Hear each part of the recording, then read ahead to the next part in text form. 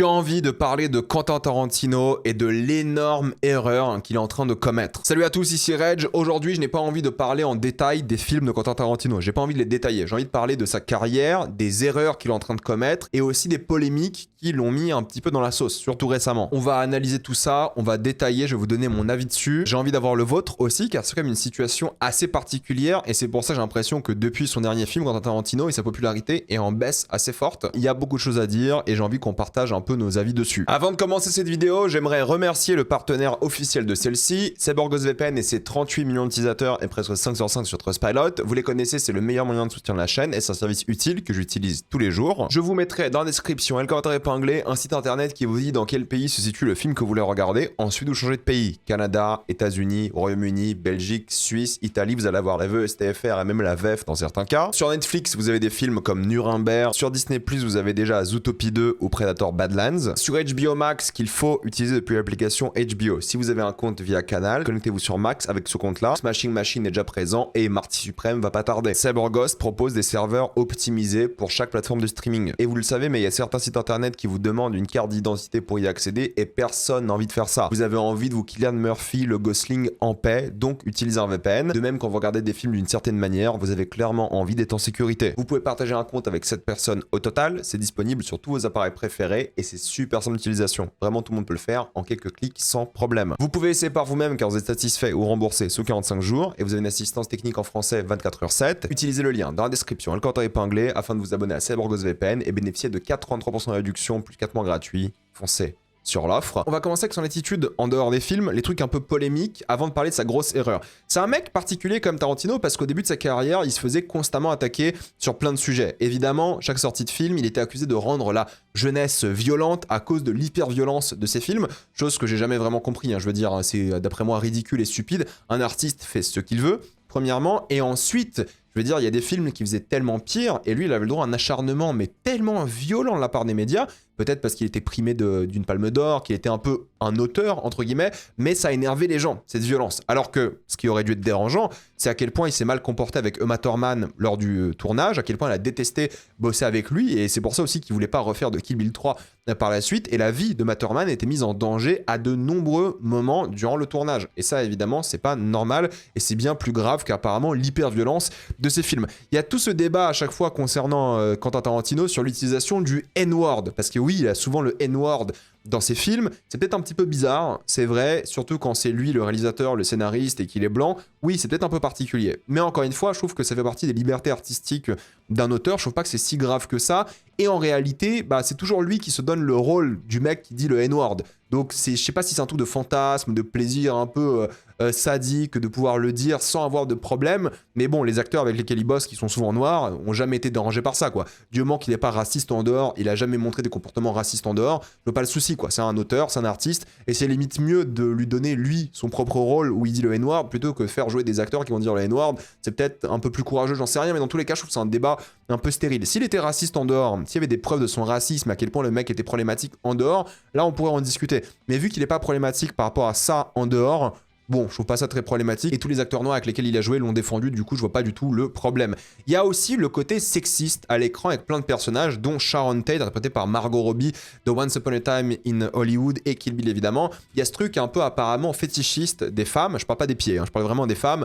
Il y a une sorte de fantasme masculin qui fait que utiliser la souffrance des femmes à l'écran pour faire des films est à la fois un truc un peu capitaliste, sans vraiment de morale, et en même temps, c'est la vengeance féminine qui est mise en avant comme une sorte de fantasme masculin. C'est un peu particulier, c'est des débats qui ont lieu autour de ces films depuis très très longtemps. Je suis pas spécialement d'accord pour le coup. C'est rare déjà d'avoir des films avec des femmes en personnages principaux, avec des femmes qui font de l'action et ce genre de choses. Il a été critiqué surtout récemment par rapport à Once Upon a Time parce que justement, Sharon Tate, elle est à peine utilisée. Elle est juste là pour peut-être se faire tuer. Il était aussi critiqué par rapport à Bruce Lee qui était montré comme arrogant et tout. Bon, c'est pas un biopic, hein, il fait un peu ce qu'il veut, il invente des choses. Je trouve pas ça problématique en soi, peut-être un peu irrespectueux pour la famille de Bruce Lee, mais je veux dire, il y a un moment, c'est pas non plus un documentaire, il fait un film de fiction. Mais c'est vrai que Sharon Tate pas utilisé, moi je défends, je trouve que c'est hyper intelligent, je trouve que c'est fort, fallait montrer un peu l'innocence, la pureté du truc. Mais des débats comme ça dans le cinéma et sur l'art, il y en a tout le temps. C'est pas ce qui m'intéresse en soi, parce qu'on peut vraiment en débattre. Je trouve pas qu'il est problématique ou polémique, mais on peut parler voilà, de son fantasme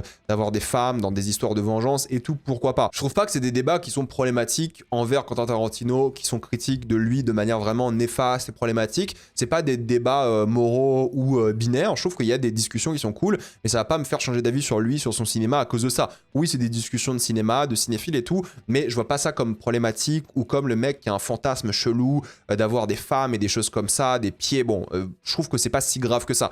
Par contre, là où c'est devenu grave, c'est par rapport à sa relation très proche avec Harvey Weinstein, qui a financé beaucoup de ses films. Il a avoué d'ailleurs être plus ou moins au courant de ce qu'il faisait. Forcément, ça n'a pas aidé à la réputation de Quentin Tarantino. Il aurait aimé, d'après lui, plus en faire. Il a honte d'avoir bossé avec lui. Donc il était clairement au courant de certains trucs, malheureusement. Et en ce qui concerne Harvey Weinstein, on peut en reparler évidemment pendant longtemps, hein, des discussions autour de ça. Il ne semble pas du tout impliqué directement dans ces histoires, donc il savait, mais il ne semble pas impliqué. Donc c'est un peu différent, c'est condamnable aussi, hein, évidemment. Après, c'est la justice de décider à quel point c'est condamnable, c'est la justice et à plein de gens et au tribunal populaire de voir à quel point le mec était impliqué, mais il n'y a pas d'histoire de sa part, en tout cas d'agression, de viol et de ce genre de choses de la part de Tarantino. Par contre, oui, c'était un ami d'Harvey Weinstein, ils ont bossé ensemble pendant des décennies, il y avait un vrai truc par rapport à ça, on ne peut pas le nier. Après, vous faites ce que vous voulez de cette information, mais c'est bien plus problématique, je trouve, entre guillemets, que les débats autour des films. Mais c'est pas ça qui a gâché un peu son image ces dernières années, parce qu'en fait, tout le monde connaissait Harvey Weinstein, tout le monde plus ou moins savait ce qui se passait, tout le monde bossait avec lui par obligation, parce que c'était quand même l'un des gros producteur d'Hollywood, donc en fait si on critique Tarantino sur ça, il faudrait critiquer à peu près tout le monde et on a le droit, hein. Mais je veux te dire, c'est pas à cause de ça que sa réputation en a pris un coup récemment, ça joue peut-être un petit peu mais c'est pas ça. Mais ça reste un mec intéressant Tarantino parce qu'il s'est battu publiquement contre la violence policière faite aux États-Unis en 2015, donc il est vraiment quelqu'un qui était en mode ACAB à l'époque, je sais pas s'il est encore aujourd'hui, mais en tout cas à l'époque c'était le cas. Il a soutenu le documentaire anti-George Bush de Michael Moore en 2004 à Cannes, le fameux Fahrenheit 9/11, hein, évidemment, donc il était vraiment derrière ça aussi, et c'est cool. Après, c'est vrai qu'il a défendu Roman Polanski comme énormément de personnes, avec la fameuse pétition, mais il a souvent défendu Polanski quoi qu'il arrive, ça on peut le critiquer encore une fois. Par contre, là où ça devient problématique, et là où les gens sont énervés, c'est récemment. Je veux dire, il se considère, d'après ses termes, comme un fier sioniste. Il a soutenu l'armée israélienne régulièrement, il habite en partie à Tel Aviv et non pas en Californie, avec sa femme, ses enfants qui sont nés là-bas. Après le 7 octobre, il s'est installé de manière entre guillemets définitive d'après sa femme là-bas. Il allait soutenir l'armée. Il avoue être un sioniste jusqu'à la mort d'après sa femme. Il veut faire sa vie là-bas aussi d'après elle, toute sa vie. Bon, après, c'est pas lui qui le dit, c'est surtout sa femme. Il a jamais vraiment parlé de la Palestine, il a jamais vraiment parlé de Gaza, il a jamais soutenu directement le génocide, mais il ne l'a jamais évoqué non plus ou signé une pétition ou des choses comme ça. Enfin, genre, il dit des trucs, il vit à Tel Aviv, il est content en Israël, mais il parle pas vraiment de Gaza, des Palestiniens, ce genre de choses. C'est plutôt comment il vit et ce qu'il fait qui indique qu'il s'en fout un petit peu du génocide, mais il a jamais parlé du génocide de manière générale. Donc ça a vraiment énervé beaucoup de personnes. Je trouve qu'à juste titre, je veux dire, quand tu fais ta vie là-bas, il n'y a pas de problème à dire que tu es sioniste, parce qu'en fait, sioniste, c'est littéralement juste vouloir que Israël existe. Mais quand tu dis rien sur les Palestiniens, quand tu dis rien sur plein de choses comme ça, les gens pensent que tu es pro-génocide ou que tu t'en fiches des Palestiniens. Donc c'est normal de se faire critiquer par rapport à ça, je trouve. Mais aussi, c'est pris plein la gueule par rapport à, évidemment, les acteurs qu'il a critiqués. Il a dit que George Clooney n'était pas une star de cinéma en disant qu'il avait une mauvaise carrière. Clooney a répondu « fuck off ». Matthew Lillard, qui n'a rien demandé, était critiqué aussi. Owen Wilson était critiqué, personne n'a défendu Owen Wilson. Je veux dire, Matthew Lillard, il s'est fait défendre, Owen Wilson, tout le monde s'en fout, et Paul Dano, bah tout le monde l'a défendu pour le coup. Tout Internet est venu défendre Paul Dano, ce qui est complètement fou et dingue, et je sais pas pourquoi il a attaqué Paul Dano. Du coup, c'est un peu dommage d'avoir ce mec-là qui va critiquer d'autres acteurs comme ça, sans raison. C'est normal que les acteurs s'énervent et qu'on pense que c'est un vieux con sur Internet et dans les médias de manière générale. J'ai vu beaucoup d'interviews de lui, je trouve que c'est un mec qui reste intéressant, Tarantino, donc je regarde beaucoup d'interviews quand j'en vois. Mais il y a quand même une interview qu'il a rendue assez méprisable aussi, c'est le fait qu'il refuse de parler de réalisateurs en activité. Il veut juste parler d'anciens réals, décédés, et il veut pas parler de nouveaux films. C'est une interview de 2024, je vous mets l'image ici. Il veut recommander que de vieilles choses. Et en théorie, pourquoi pas, why not? Mais en fait, il le dit lui-même, il se sent en compétition avec les autres réalisateurs, donc il veut pas recommander de nouvelles choses, de nouveaux films et tout, et je trouve que c'est un peu bizarre, un peu particulier, c'est un peu étrange, c'est un peu malsain aussi, mais bon, à la limite, il fait ce qu'il veut, c'est pas la chose la plus critiquable et la plus problématique par rapport à ça. Il a un podcast aussi avec Roger Avary. Roger Avary, c'est le scénariste de Pulp Fiction. Ils ont fait énormément de films ensemble. En tout cas, ils se connaissent bien et ils bossent ensemble depuis des décennies. Roger Avary, c'est aussi un mec qui a été bourré au volant et qui a tué quelqu'un en voiture. Il a fait de la prison. Pour ça, il est sorti que récemment de prison, mais il reste très très pote, quoi. Bon, ça, c'est un débat. Vous faites ce que vous voulez de cette information. Moi, je trouve que si l'homme a purgé sa peine et qu'il se sent coupable, il n'y a aucun problème à rester ami avec lui, Et voilà, ça arrive, hein. Enfin ça arrive, c'est pas bien, hein, mais voilà, il a purgé sa peine, il est allé en prison par rapport à ça. Roger Avary veut refaire des films aussi. Mais en tout cas, ils ont un podcast ensemble, ils parlent de vieux films ensemble. Il a critiqué récemment des gens comme Godard. C'est particulier parce que sa boîte de prod à Quentin Tarantino avait le nom Bande à part, un film de Godard, mais vu que Godard l'a critiqué, il avait peut-être un peu le seum et ce genre de choses, du coup il a critiqué récemment Godard, la nouvelle vague et le cinéma français de cette époque. Alors pas tous, il a dit que Melville il aimait beaucoup tout de même. Il a révélé sa liste de ses films préférés du 21e siècle, c'est une liste très peu variée, quasiment que des films américains. Peut-être je vais la regarder, ceux que j'ai pas vus, et je vous donnerai mon avis sur cette question, parce que voilà, il y a des choses que je trouve assez particulières et c'est assez décevant de la part d'un mec qui quand même regardait du cinéma du monde entier. Je sais pas ce qui s'est passé ces derniers siècles, mais peut-être je vous ferai une vidéo dédiée vraiment à son avis sur ces films-là, à voir ce que ça va donner. Mais oui, ça avait quand même étonné beaucoup de personnes. Mais pour moi, c'est les deux choses, on va dire, qui font que c'est polémique, hein. C'est son clash constant avec des acteurs récemment et la manière dont il parle de cinéma récent, et en même temps sa forte présence et soutien à Israël dans un monde qui fait de plus en plus le lien entre génocide et Israël, surtout le gouvernement génocidaire israélien et le fait qu'ils ne disent rien en vivant là-bas. Forcément, ça énerve pas mal de personnes et font que beaucoup de gens ne veulent plus regarder ces films, le boycottent et le trouvent insupportable. Je trouve que c'est assez légitime, vous faites ce que vous voulez de cette information. Moi, est-ce que je vais aller boycotter son film parce qu'il habite en Israël? Pas personnellement, j'irai voir son prochain film. Mais c'est ça le sujet pour moi, la vidéo, le sujet principal. C'est que oui, il se fait détester par rapport à Israël, par rapport à son clash avec les acteurs, mais je pense qu'il se fait aussi détester par rapport à sa fameuse règle des 10 films. En grosso modo, pour ceux qui ne savent pas, Quentin Tarantino, il a décidé de faire uniquement 10 films, et d'après moi, c'est une erreur massive. En gros, il est actuellement à 9 films, et cette obsession, d'après lui, vient du fait qu'il veut mourir et avoir une filmographie parfaite. Voilà, c'est ça l'idée, je veux avoir 10 films parfaits dans ma filmographie. Il n'aime pas quand les réalisateurs de films deviennent de moins en moins bons, il veut pas devenir has-been comme des réals et leurs 4 derniers films, il citait Billy Wilder en parlant de ça. D'après lui, les réalisateurs perdent en qualité avec l'âge, il veut finir sa carrière sur un dernier bon film, il se considère comme un entertainer et veut laisser son public sur sa fin. C'est ce qu'il dit d'après lui, c'est pour ça qu'il pense que 10 films uniquement. Et si vous comptez bien, vous dites, bah attends, c'est bizarre, il y a quand même déjà 10 films, sauf que non, dans sa tête, Kill Bill 1 et 2 est un seul film, c'est pour ça aussi qu'il a ressorti Kill Bill The Whole Bloody Affair en une seule version d'un seul film récemment, il sortira en Blu-ray d'ailleurs en France. Donc oui, c'est 10 films, il est à 9, il en prépare un tout dernier dans sa vie. Et apparemment, c'est l'idée de Luc Besson, c'est lui qui a dit ça, hein. C'est Luc Besson qui lui a dit, qu'il a parlé à Quentin Tarantino, et c'est lui qui a donné cette règle, et en fait, Besson la respecte même pas. Besson, il a fait plus que 10 films déjà, donc c'est quand même très très bizarre. Et pour précision, il parle bien de films, de longs métrages de cinéma, il a dit qu'il continuera à faire des pièces de théâtre, à écrire des livres, il fera des séries s'il a envie, mais il a envie de s'arrêter sur 10 longs métrages, et puis basta. Voici mon avis personnel sur cette question. J'aimerais juste préciser qu'en fait, il fait ce qu'il veut. S'il veut faire 10 films, il peut faire 10 films. Il n'y a aucun problème, je ne vais pas le juger sur ça. J'ai aucun problème avec le concept en soi. Il fait sa vie, mais bon, c'est une chaîne de cinéma et j'ai l'impression que ça lui fait du mal, vraiment à lui. Donc moi, j'ai mon avis là-dessus. Lui, il fait ce qu'il veut, je respecte, mais je pense, et de ce que je vois, de ce qu'il dit, que cette pression qui se met sur son dernier 10 films crée quelque chose de nocif et de mauvais en lui de manière générale. Premièrement, le souci que j'ai, c'est que sa règle ne marche pas toujours. Oui, il va citer Billy Wilder, qui finit sa carrière de manière décevante d'après lui, mais si on parle d'autres réalisateurs, et encore une fois, Billy Wilder est considéré comme l'un des plus grands réals de tous les temps, peu importe s'il a fait plus de films vers la fin de sa carrière qui étaient moins bien d'après Quentin Tarantino, ça reste quand même l'une des icônes du cinéma. Nolan, il gagne les Oscars avec Oppenheimer, qui est son 12e film. Miyazaki, il sort Le Garçon et le Héron, qui est son 12e film aussi, et c'est un film qui est adoré. Kubrick, il finit sa carrière, parce qu'il est mort, hein, avec Eyes Wide Shut, son 13e film. Kurosawa va sortir Ran à 75 piges, et c'est son 27e film. Vous allez pas me dire que Ran, c'est un film mineur dans la filmographie de Kurosawa, quand même. Sidney Lumet, il a fait 44 films, quand même, et Sidney Lumet, c'est l'un des plus grands aussi. Martin Scorsese, il sort Killers of the Flower Moon à 80 ans, et son run récent là, à Scorsese, les derniers films que Scorsese a sortis depuis les années 2010, il est légendaire, c'est peut-être son meilleur run, et Killers of the Flower Moon, c'est son 26e film, mine de rien. Ridley Scott, il enchaîne presque un film par an, qu'on aime ou pas Ridley Scott, il va sortir son 29e long métrage, il a déjà sorti son 29e, et là il va sortir son 30e cette année. George Miller, il a sorti son 10e film avec Furiosa, qui sera peut-être son dernier, mais le mec il veut pas s'arrêter, le mec il veut faire un 11e film, mais personne veut lui donner de la thune pour faire le prochain Mad Max. Donc lui, le mec, il est à 10, mais il veut faire plus. Clint Eastwood, il en a fait 40.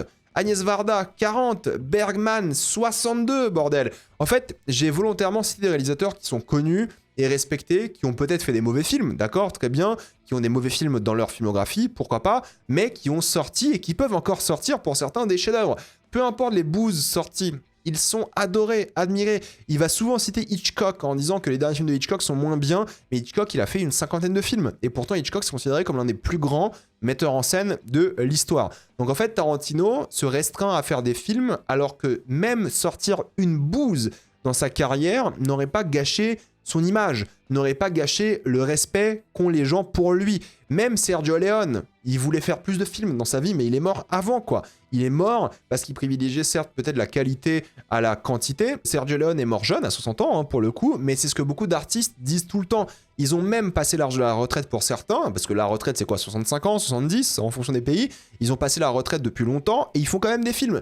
Ils veulent créer quoi qu'il arrive. Alors certains ne peuvent plus parce qu'ils sont trop vieux, malades et tout, mais la majorité des artistes qui peuvent, ils veulent créer le plus de films possible. Ridley Scott, il se bat contre la montre pour faire le plus de films possible, alors qu'il a 84 ans, un truc comme ça. Il continue. Clint Eastwood, il a sorti un film à 90 piges, quand même, parce qu'ils veulent faire des films, ils veulent continuer, ils ont envie d'avoir cette énergie constamment et ils veulent créer des œuvres jusqu'à la fin. Et Tarantino, je pense qu'il se frustre vraiment et évite de le faire juste parce qu'il a envie d'avoir 10 films. C'est tout. Genre, il a juste envie d'arrêter à 10 et puis basta. Et je le sais, parce qu'en fait, il le dit constamment. Il parle de plein de films qu'il voulait faire dans sa vie.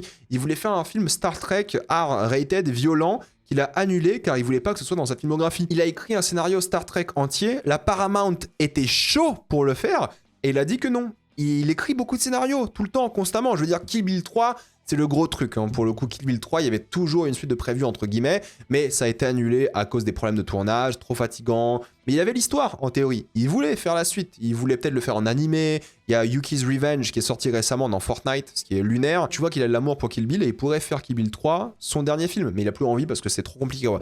Donc en fait, il y a plein de films sur lesquels il a jamais avancé parce qu'il voulait pas dépasser cette limite de 10 films. Je veux dire, il voulait faire un film sur les frères Vega, vous savez, Blonde et Vincent, l'un de Reservoir Dogs et l'autre de Pulp Fiction. Il voulait faire un film Django et Zorro crossover, lunaire, incroyable. Il voulait faire un remake du film Westworld avant que la série sorte, évidemment. Il avait pas mal de films de western et de gangsters en tête, dont certains qu'il a annulés à cause du leak. Vous savez, je sais pas si vous vous rappelez, mais à l'époque des 8 salopards, le scénario avait leaké en ligne. C'était le scénario final. Et ça l'avait complètement saoulé, donc il a complètement arrêté le genre du western et de gangster à cause de ce genre de truc. Et son dernier film devait être de movie critique, qui allait être vraiment la fin de sa carrière. Brad Pitt était dans le projet, la pré-prod était prête, ils allaient commencer le tournage en 2025, là, récemment, mais c'était d'après lui trop similaire à Once Upon a Time in Hollywood, il voulait pas que ce soit son dernier film, et il l'a annulé à cause de ça. Exemple tout bête, Les Aventures de Cliff Booth, le film va sortir cette année. Il voulait pas le réaliser, mais Brad Pitt a tellement aimé le scénario qu'il a demandé à Tarantino de donner le scénario à quelqu'un d'autre. Donc c'est David Fincher, le pote de Brad Pitt, qui réalise avec Tarantino au scénario, parce qu'il voulait pas réaliser Tarantino, il voulait pas que ce soit son dernier 10e film. C'est un truc de fou, rendez-vous compte. En fait, il se dédouane complètement, il dit ok, j'ai fait ce scénario, tiens Fincher, fais-le. Scénario de Tarantino, film de Fincher, ça va être hyper intéressant à voir, mais en fait, je trouve ça triste car c'est un réalisateur, auteur, scénariste qui pourrait avoir de l'argent illimité ou presque, parce que c'est l'un des rois d'Hollywood, hein, et pourtant il refuse de bosser sur les projets qu'il a envie de faire. Et je trouve ça trop bizarre, trop particulier et un petit peu triste aussi à la fois. C'est juste frustrant pour littéralement tout le monde parce qu'il pourrait faire ce qu'il veut, quoi. Surtout que l'excuse de l'héritage de la filmographie parfaite, bah en fait il y a déjà débat. Il y a des films qui sont moins bons, il y a des films qui sont imparfaits, même si j'avoue qu'ils sont tous bien, qu'il a aucune bouse dans sa carrière. En fait c'est juste frustrant pour nous spectateurs de le voir se limiter à ça. Surtout qu'on parle d'un réalisateur qui agit comme aucun autre réalisateur, quoi. Scorsese, Spielberg, Ridley Scott, peu importe s'ils font des bouses, peu importe s'il y a des films moins bien, il reste des légendes. C'est purement dans sa tête et son ego personnel. Et je veux dire, putain, il y a des acteurs qui pourraient faire bosser et qui pourraient bosser avec lui, genre Tom Cruise, chez Tarantino. C'est pas un peu le rêve? En fait, il se limite trop. Le mec, il pourrait faire, je sais pas, un film tous les 5 ans, comme il fait un peu aujourd'hui, ou même différemment, parce que c'est un mec qui écrit et qui réalise, donc ça prend plus de temps d'écrire et de réaliser, je suis bien conscient, mais il pourrait faire plein de trucs. Et je trouve que c'est dommage, parce que le mec, il le dit lui-même, hein, il est pas fatigué, il est pas en manque de créativité, il a plein d'idées. C'est juste qu'il veut s'arrêter à 10 films et ça le hante. C'est pour ça, je pense aussi qu'avoir sorti Once Upon a Time in Hollywood, c'est problématique parce que c'est le film parfait pour le 10e et film final de sa carrière. C'est vraiment son chant du cygne, c'est le film iconique pour lui, c'est génial d'avoir arrêté sa carrière sur Once Upon a Time in Hollywood et ça le frustre parce que maintenant il doit se dire je dois faire mieux. Je dois faire mieux que déjà mon chant du cygne pour la fin de ma carrière. Et comment je peux faire ça? Et ça l'énerve, ça le fait chier. Pourtant, The Movie Critic aurait pu être génial, mais il voulait pas que ce soit son 10e film. Ce genre de choses. Il y a tellement de choses qui l'énervent, c'est purement arbitraire. Je trouve que c'est aussi un petit peu anti-art de manière générale, et je pense qu'il sera frustré à vie par rapport à ça. Et je me demande vraiment si littéralement il va pas désobéir, il va faire son 10e film, et peut-être il va attendre quelques années, et il va se dire, en fait, j'ai envie de recréer, j'ai envie de refaire, et ça sera ok. S'il change d'avis, c'est ok. Il n'y a pas de problème, Quentin, il n'y a aucun souci. Tu pourras dire que tu étais animé par le cinéma, que tu voulais faire, reconstruire, re-réaliser, réécrire constamment, ça serait génial. En fait, sinon il sera frustré à vie, je le pense vraiment. T'adores le cinéma, Quentin, il va pas regarder cette vidéo, mais il adore le cinéma.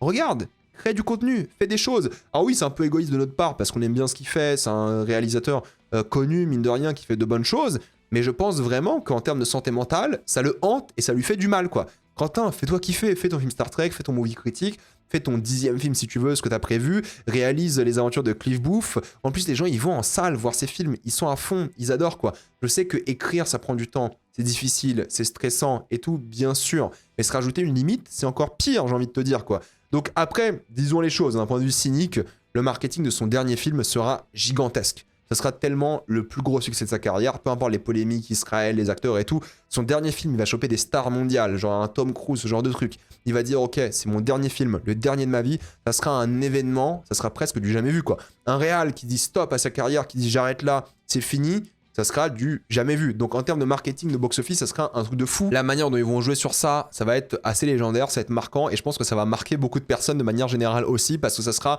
l'événement. Tout le monde va devoir aller au cinéma, voir le dernier et film final de la filmographie de Tarantino. Ça va être un truc de fou, quoi. Mais s'il est nul, Quentin, s'il pue la merde, Quentin, tu vas faire quoi? Ça va être comment? Qu'est-ce que tu vas vivre? Bref, je trouve que c'est un peu dommage de sa part, je trouve que c'est un peu triste en même temps. Après, il fait ce qu'il veut, encore une fois, c'est une chaîne de cinéma, on discute. J'ai envie d'avoir votre avis sur la question. Êtes-vous d'accord, pas d'accord? Dites-moi tout dans les commentaires. Je suis très curieux de ce débat, ce que vous en pensez. J'espère que vous avez regardé la vidéo jusqu'au bout avant de commenter. Dites-moi tout ça dans les commentaires. Avant de quitter cette vidéo, pensez à utiliser le lien dans la description, le compteur épinglé, afin de débloquer toutes les fonds de streaming en toute accessibilité, sécurité, avec beaucoup plus d'œuvres. Tout ça pour 2,03€ par mois, plus 4 mois gratuits. Foncez sur l'offre. Pensez à vous abonner à la chaîne pour voir les prochaines vidéos. Mettez un j'aime, ça aide beaucoup la chaîne. Suivez-moi sur tous mes réseaux. Maintenant, les vidéos sont disponibles en mode podcast un peu partout. Et suivez-moi aussi sur Instagram, TikTok et Twitch. Et moi, je vous dis à la prochaine fois. Salut à tous.